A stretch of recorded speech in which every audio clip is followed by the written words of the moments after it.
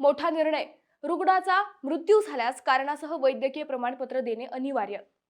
राज्यातील नागरिकांसाठी एक महत्त्वाचा निर्णय घेण्यात आलाय.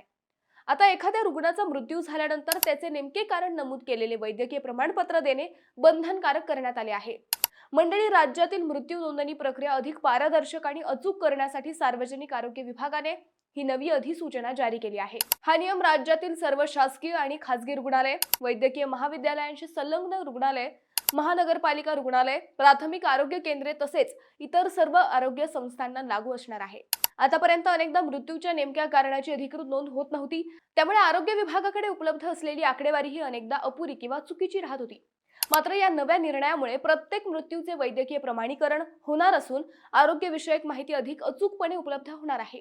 याचा सर्वात मोठा फायदा म्हणजे विविध आजारांचे प्रमाण, त्यामागची कारणे आणि भविष्यातील आरोग्यविषयक धोरणे अधिक प्रभावीपणे ठरवता येणार आहेत. मंडळी, हा निर्णय केवळ कागदोपत्री बदल नाही, तर आरोग्य व्यवस्थेत पारदर्शकता वाढवणारा आणि भविष्यातील आरोग्य नियोजनासाठी महत्त्वाचा ठरणारा निर्णय नक्की आहे.